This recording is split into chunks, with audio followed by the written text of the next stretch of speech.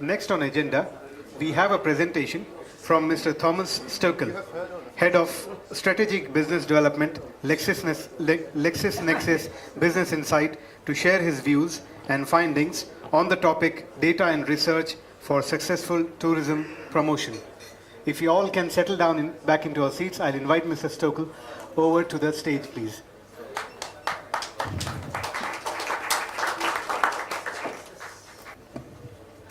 Put this up a little. So you've heard from a data-minded Swede based in Singapore before. Now you hear from a data-minded German based in London. Minister Zamir, honorable guests, it's a pleasure to be here. I should say thank you for having me again. I don't know how many of you attended the conference on destination marketing and promotion in September in Male last year. Any sign of hands? How many of you were there? Okay, fair amount. The main table, which is good. So you will probably be familiar with some of the findings that I'm sharing. We did a benchmark analysis back last year looking at traditional media coverage and social media conversations around the Maldives, and we compared the Maldives with two what we called competitor destinations in Mauritius and the Seychelles. We did that in English, we did it in German, and we did it in Russian, and we added some other pieces of research around that. So that'll be recapping what we did last year, will be the first part of my presentation. There is also a new part which will be presented at Arabian Travel Market in Dubai next Monday on digital influencers in the sustainable, responsible tourism space. So you will get a sneak preview of that. And then I want to talk a little bit about general trends in general global trends, recent developments, political developments that have led to more uncertainty and disruption and so on. A lot of the speakers before me have already alluded to that. And I want to draw some broad conclusions as to where I see potentially data-driven destination marketing in the Maldives going. So I work for LexisNexis. I think I should put this the right way around. LexisNexis is part of a company called Relix Group, and all the businesses within that group are in the information business in the widest sense. And there will be names here that you will probably recognize because the Maldives in tourism and destination marketing will have worked with them before. I just put them all up. When I got involved with this project last year to do this benchmark analysis and do some research and then a presentation around sort of data-driven marketing, next generation, I was looking across the group. I was looking across Relix Group to sort of see what capabilities we have in that space, and there were rich pickings there in Flight Global and Ascent in aviation consulting, in Reed Travel Exhibitions, who run World Travel Market, Arabian Travel Market, and all these other events, International Luxury Travel Market. And so I invited them initially to a conversation to look at what we can do for Maldives, which then ended up us planning and doing a one-day conference, which received media coverage in the local paper. I think there's an online version of Miharu that has a picture of me with a tie, which is very rare. So I think that was quite a successful exercise, but in a sense it is still, it was a nice one-off exercise, and we didn't quite get to the point where it really started connecting all the dots within the industry. We heard earlier speaking with one voice would be something important. So that was something through the work with the data that we were trying to initiate, and we're still working on that. So that was the team that presented back then. So as we were attending the event and an event the day before, we listened to, in a similar way to today, what presenters and stakeholders were contributing and talking about. And I think most of these points are still valid. Let me just go back. Most of these points are still valid. Yield has been going down, and sometimes it's getting tough to fill the place. We need more beds, but at the same time it's getting tough to... There are some interesting dynamics there, and it's not all straightforward, it's not all linear, and we're operating in quite a complex world. So I had access to arrivals data that I played with last year. So this ends in H2 2016, and I haven't updated it yet. But I think it aligns nicely with what Jesper was presenting earlier in his great presentation. So this was taking total arrivals data in the Maldives over the last 5 years, or 5.5 years, 2011 to mid 2016. I had the country breakdown, so I could isolate some data points. And what you can see when you just take Western Europe, and we hear Germany is still going strong. Sometimes there are ups and downs, France and so on. When you plot this over 5.5 years, and you look at compounded annual growth, you can actually see during that period it was fairly flat. That's the reality of that. If you take a different set of countries, if you look at what's generally called emerging markets, then the story becomes a very different one. This is of course difficult to read. We've got Southeast Asia up here, we've got South Asia, India, and so on. But the important point is really the growth momentum that's behind these figures, and it is something that I will come back to in my presentation later on when we talk about broader trends in the industry. So we analyzed online conversations. We also looked at media. We looked at own media for Mauritius, for the Maldives and the Seychelles. We drew some conclusions around the Maldives have a very, very strong online brand compared to Mauritius and the Seychelles. But that didn't translate in the same way in arrivals growth as it did for Mauritius, for example. These kinds of findings are still fairly superficial. What they do is they give you an entry point to ask questions, and they give you an entry point to dig deeper and say, okay, so if we have a much stronger online brand than, for example, Mauritius, but they have better arrivals figures, what's behind that? So can we unpeel layers of that onion to really get deeper into understanding what's happening there? And once we understand positive and negative drivers, can we then adjust our own behavior, our own strategy, our tactics, and so on? And I think the way this needs to be looked at, and I don't want to go through the data in detail. I'm very happy to share the presentation with you. You can all take a look at it, and probably also the one that we did last year, which went much more in depth. Very happy to share that,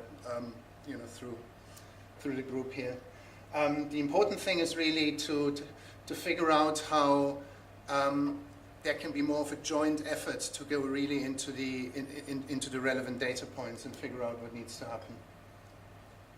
So we looked, one area that we looked at in some detail, of course, is visual communication, how people use Instagram, how people use Snapchat and Pinterest and so on. We came up with a few ideas around how there could be more of an integrated model.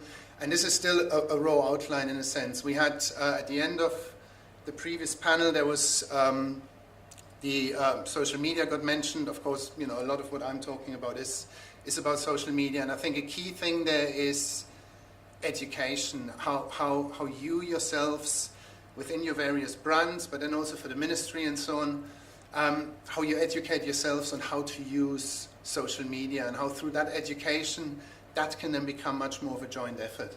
Because I think there's a lot of activity. We heard TripAdvisor earlier. I'm going to show a customer journey in tourism later on.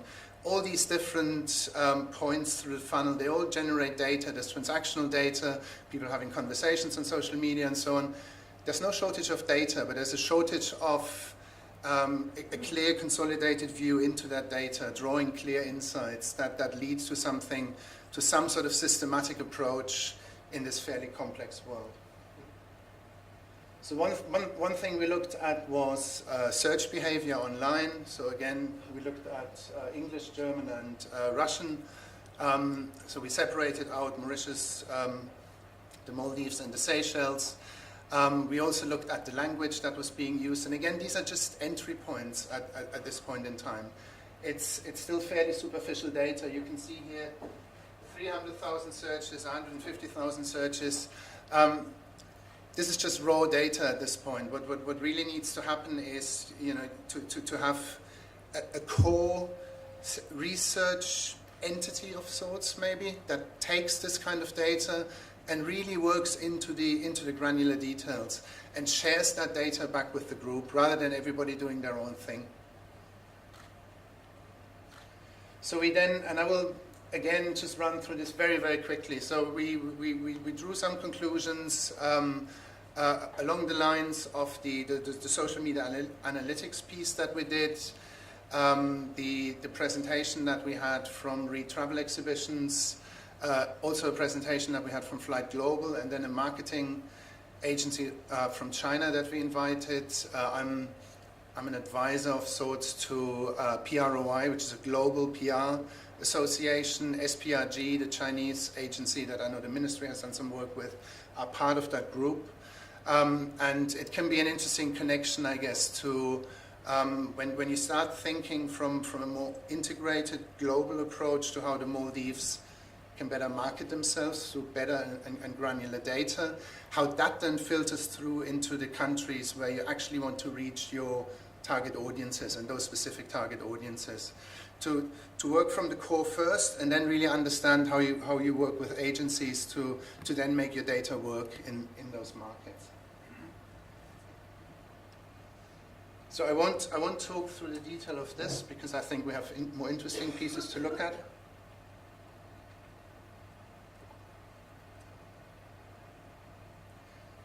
There was a gentleman called Tom Davenport who used to be a chief advisor for Procter & Gamble, and he now does a lot of work in tourism as well.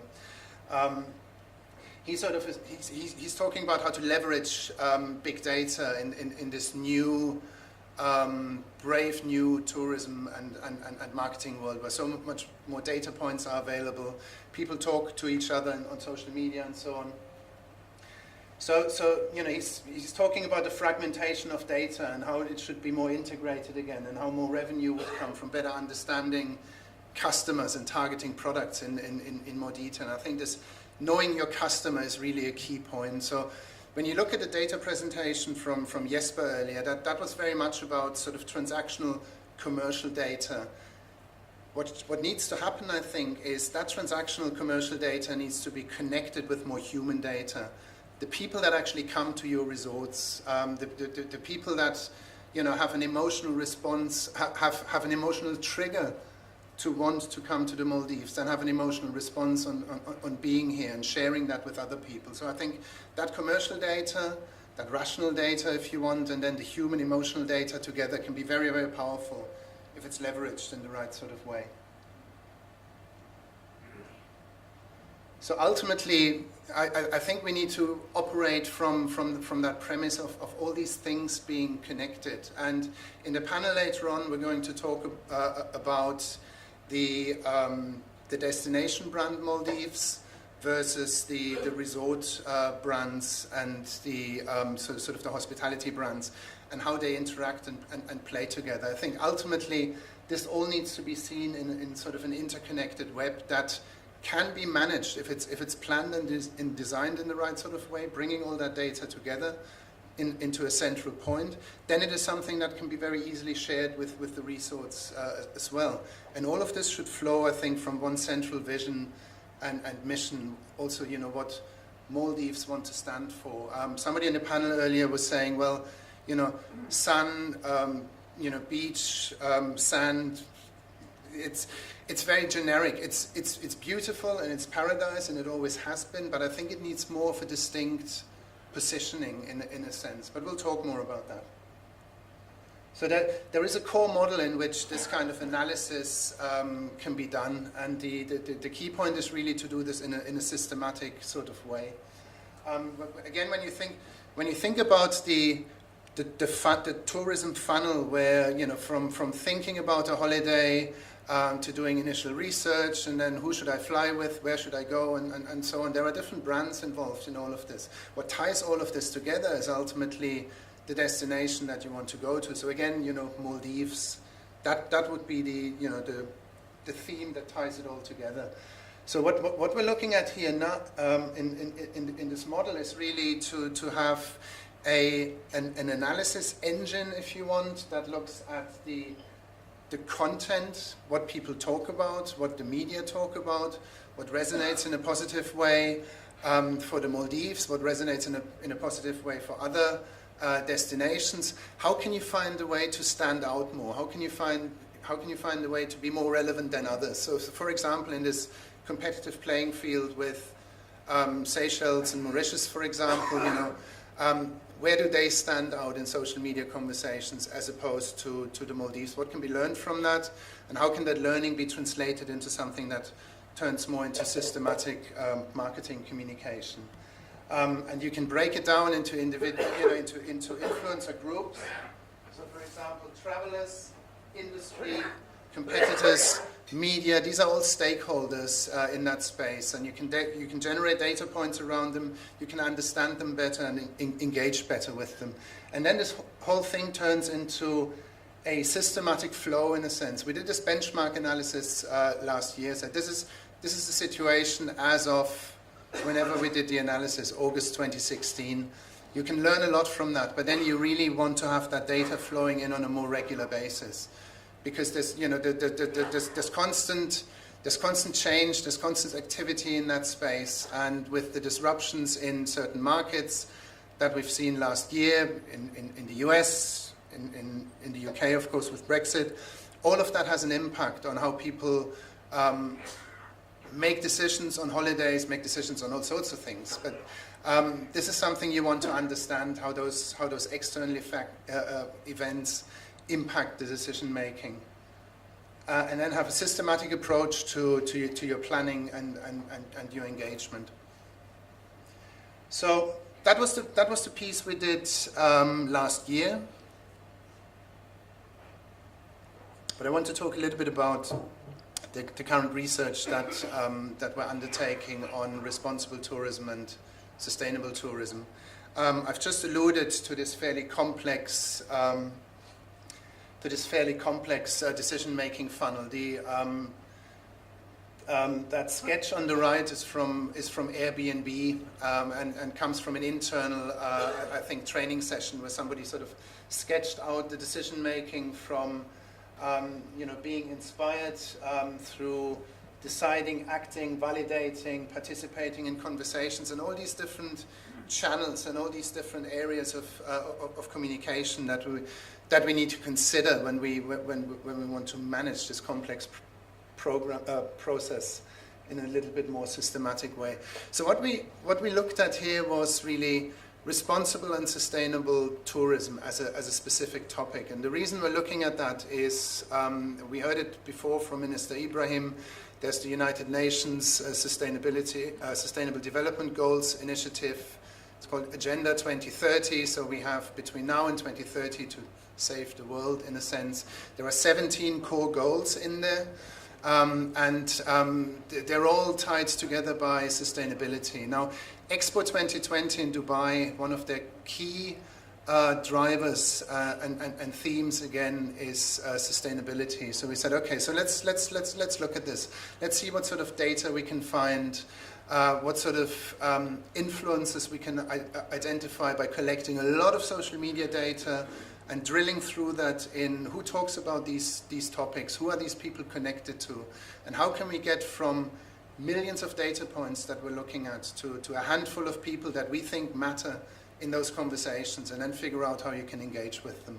So this is sort of the systematic approach, how you get to the data. What we did, and I'm not talking you through the process, but this is an important piece. What distinguishes an influencer? And what I find interesting in digital marketing over the last few years, people talk about influence, and effectively what they're doing is they're buying reach from celebrities. So that for me is it's paid promotion. It's effective. It's a good means of, of getting a message out there. But again, that's not really how you engage with the people that you want to come to your destination. When peer-to-peer and word of mouth is still the most important thing, then online influencers need to be people that mean something to you. They need to be relevant to you. So relevance is much more important in a sense than reach. But again, there is some sort of systematic thinking behind that says there are 5 key elements, and they are relevance, they are credibility. Does the person that posts online have a certain level of trustworthiness? Do they talk regularly about the theme? So is it consistent? How engaging is their content, and how big is their network? So what we did, we collected lots of data in English language around sustainable tourism over a year. That gave us a vast amount of data. We then put some network graphs together that are at this point more eye candy than anything else. The important point is we then drilled into individuals and Twitter accounts that had more than 5,000 followers to narrow down the data. So from a very nebulous sort of graph, we got to something that became more handleable. We started identifying some individuals, journalists writing about the theme with 50,000 followers and so on. So we found several important individuals, but then at some point we identified,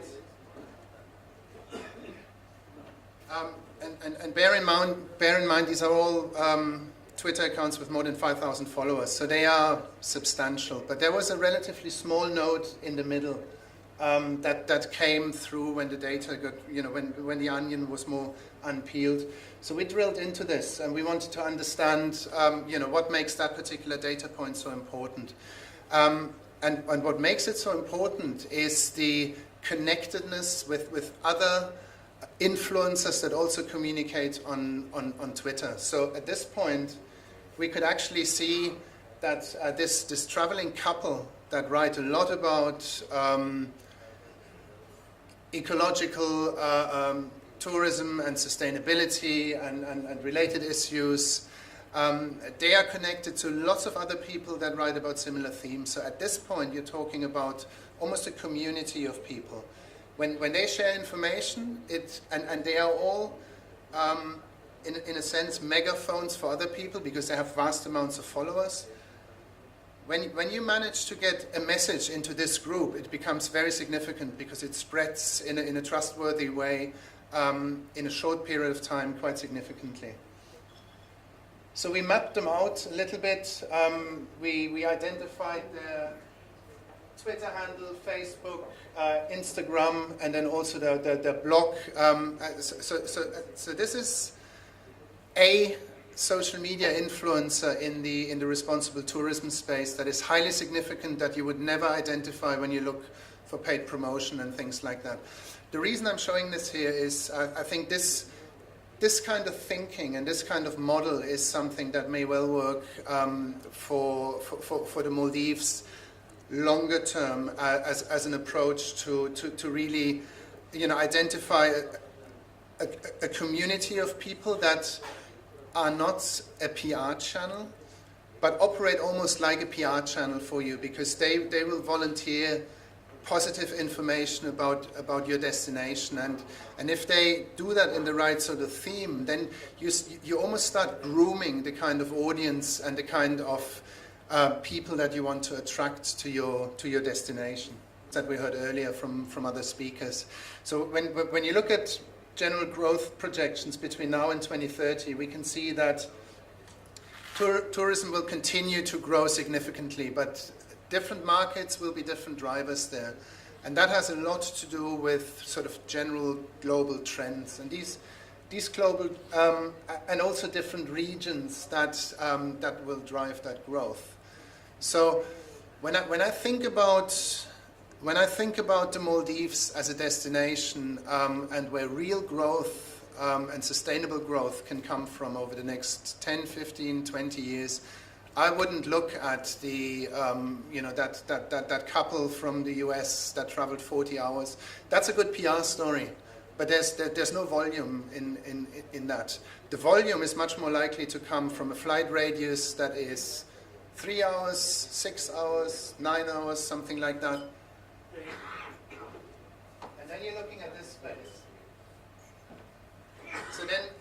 So then you're looking at Southeast Asia, then you're looking at India, then you're looking at Turkey, maybe, if they get their act together again. You look at certain parts of Africa. But of course, they also come with different sort of shifts in demographics. So what we're looking at is, so this is a map of global trends where on the lower axis you have the degree of certainty with which certain trends will happen in the next 15 years, and then you have the financial impact. So the most important one in terms of certainty and financial impact is urbanization. So urbanization, then you think of India, for example, the potential of there being more disposable income, people that are more prepared to travel, and people that will become discerning travelers. And maybe they will be driven by responsible tourism. Maybe they will be driven by other things. But these are some of the key trends to be aware of. So I'm looking at urbanization. I'm looking at health, wellness, and well-being, connectivity and convergence. Of course, there's this whole data theme. And then, smart data being the new green. So these are just a handful of trends to bear in mind. You combine those trends with the growth trajectory of tourism over the next 15 years, with those regions that are in a relatively narrow flight radius. And then you can also start thinking about the Maslow's pyramid hierarchy of needs, where on the base layer you have people want food and shelter, and then there's love and emotion, and on the highest level you get this whole self-actualization thing. That applies very, very well to tourism, of course. So here's an example from Sri Lanka on ecotourism, where you have spending power and you have environmental sort of consciousness for travelers. So on the base layer, tourists that are satisfied with basic products and not too interested in ecology, and there is a correlation to a certain extent between luxury and low-end travel and ecology consciousness, I think.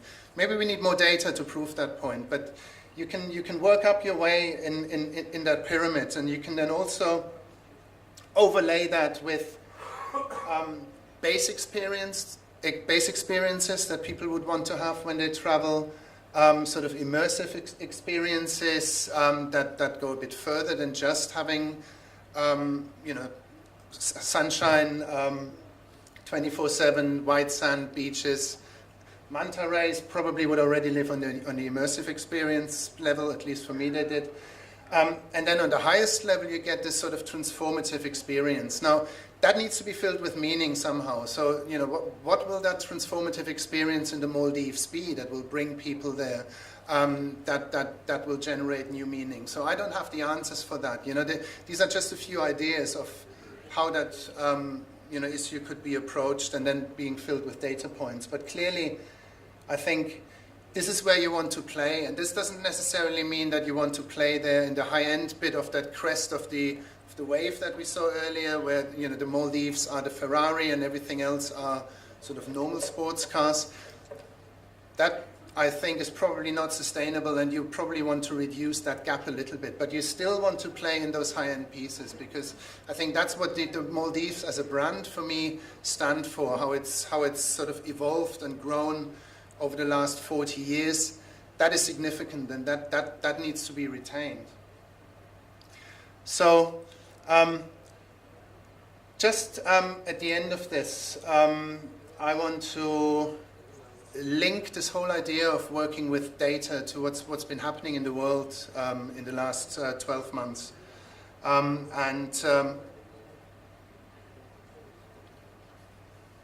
We're all aware of these issues of fake news, and there's a lack of trust in the world. Post-truth was the Oxford Dictionary's word of the year. that is still a debate that is happening largely in political marketing. So you could, and largely in the Western world, in the UK and in the US and in Western Europe. So you could argue, is that really so significant for tourism? I think fairly soon there will be knock-on effects. This business that everybody now talks about, the world being in a crisis of trust, will have an impact on tourism. And I think it is something to be conscious of. And it may well be something that could be linked back to this whole idea of self-actualization and why people want to travel to a place like the Maldives. So I think it's well worth thinking that through a little bit. Let me jump over this. You're probably familiar with this idea of the brain having two parts, the left brain being the rational brain and the right brain being the creative brain and so on. Through events of 2016 around Trump and Brexit, people started looking at the brain in a slightly different way. And people started looking at the brain as the oldest part of the brain and the newest part of the brain and so on. So the newest part of the brain, this is really where we make rational decisions. So to bring this analogy to tourism, for example, if we say, well, I make my decision on where I travel, because I want to save 20% on the price. So you think, all right, so this may well seem like a rational decision, but I personally, my hypothesis would be that any decision to do with something as emotional as travel and tourism will always happen in this core old part of the brain. So it's always about emotions. That's mainly what it is about. So I think that's very, very important to bear in mind. You always need to have those emotional triggers to reach people, but to do this in a systematic way and to do this in a world as complex as we're living in now, you need to amass as much data as you can to work through that, and then really make sense of it in the different perspectives of the different countries where you want to attract people from, the different tribes of travelers that you want to reach. And I've only spoken about responsible tourism now, but there are lots of other facets of people you might want to reach. But one of the key points here is really, this shouldn't be so much about reactive management and reactive engagement and looking at the data from last year and saying, okay, so what can we learn from this? This should become a lot more about proactive engagement and saying, okay, so we know that our growth market potentially is in a 6-hour flight radius, and we know that the key trends are this and this, and we know urbanization, and there is potentially maybe a feminist element in this whole urbanization thing in India that will sort of express itself over the next 15 to 20 years. So perhaps there is something to be said to be targeting younger single Indian women at some point. But again, at this point, I'm just making this up. You want to have data evidence that points you to that. But these are just a few ideas that I wanted to share. And I'm not talking about filter bubbles and echo chambers. Although I think the picture on the right is significant. What we've seen last year, people aren't interested in inconvenient truths. People are interested in reassuring lies. So that also brings me to this issue around coral bleaching and things like that. These issues need to be addressed, and they also need to be addressed in communications. But it needs to be done in a way that connects with people in a realistic and authentic way. And I think that may bring me to the end of my very quick run-through of how we can work with data and marketing. It's mainly about new ideas. It's mainly about kicking off a discussion and a conversation. When I listened to Jesper's presentation earlier, I thought I should definitely follow up with him on connecting this rational and human emotional idea. So this is what I had. Any questions at this point? Any comments?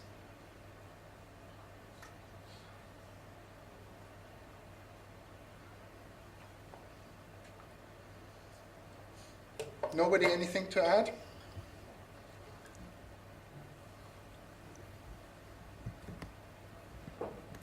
Yeah, just in the maze of this fake news, is there a way forward, or is there anything that's been thought of that maybe universal body who could identify fake news from non-fake news?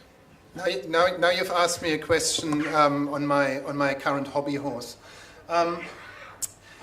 Through my role at LexisNexis, I have the luck of being involved with some very interesting thought leadership institutions and bodies that deal with that issue. I was invited to an event at the London School of Economics about 4 or 5 weeks ago, and this was an internal event, so there was no public announcement or anything. It had about 25 leading journalists, European journalists in the room, from the Financial Times, Wall Street Journal, Europe, and so on, The Guardian, Economist. There were data scientists there, and there were media scholars there, and they were discussing this problem and how to deal with it, and how it might be an opportunity for journalism and PR to reclaim some ground. There are lots of fact-checking bodies out there. The big challenge right now is this piece about the brain that I showed earlier. What people analyzing the situation currently are saying is that what's currently happening is almost asymmetric warfare between the people that push emotional arguments in Europe on immigration, for example, and people on the other side that want to have rational arguments for immigration, why it's good for an economy longer term, and so on.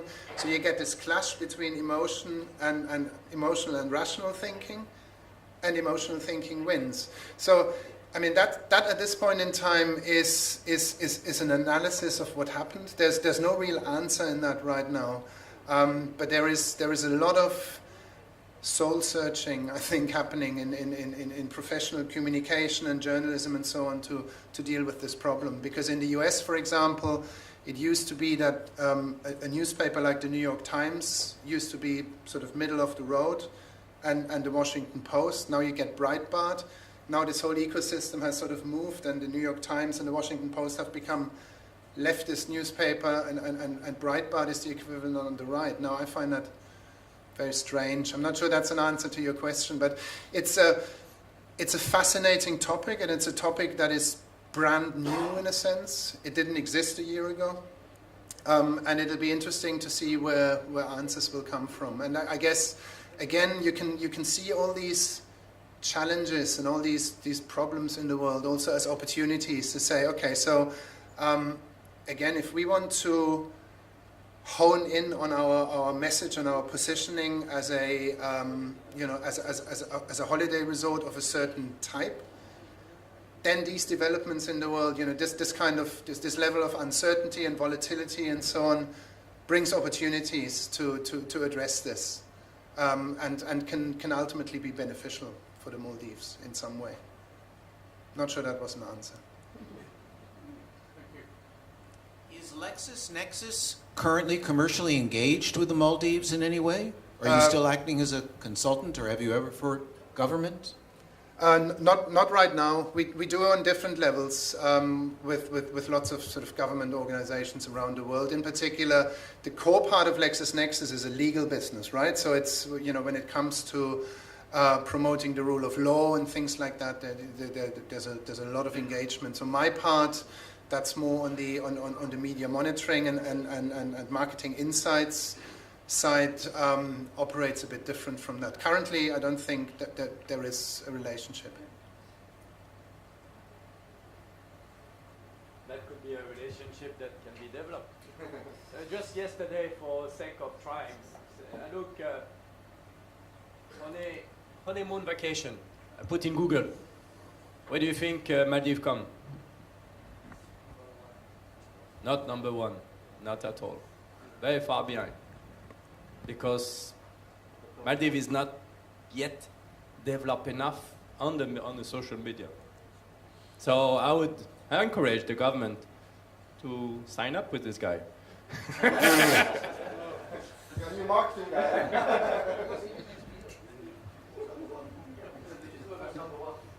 Just a question. It's an American thing. Just a question. LexisNexis. I mean, obviously you've done a lot of study on the brand versus the destination. Some information on there. I know it's a little bit of a controversial question, but in your views, brand Maldives, how does that rank compared to some of the other bigger tourism destination bodies around the world? Very good question. We are going to have a panel in about 90 seconds discussing that. So I guess the best way to answer this is, through my background in, when I still lived in Germany, which is a long time ago. When people, so let's say in the 1980s, late 80s, early 90s, when people in Germany talked about holiday in the Maldives, you knew that was a very, very tiny sub-segment of society, because those were in the those were generally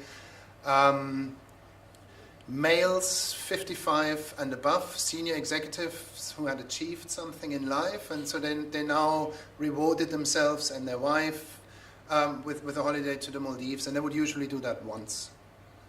And I think, so in Germany, this will have shifted somehow over the last 20 years, 25 years, but I think there is still, for me, the brand positioning and the brand image of the Maldives is a very luxurious one, so the Ferrari analogy works, but I think it's also a conservative one in a sense. Think, so okay, so yes, you've got the whitest beaches and the bluest blue and everything. It's always been that, but in this day and age, maybe there needs to be something more. So where does more come from? What constitutes more? What does that mean? It's easy to throw a statement like that out, but it does need to be filled with meaning somehow. But because there is so much competition and growing competition all the time in so many different areas, I think something needs to be done to specify this more and communicate it in a more targeted way.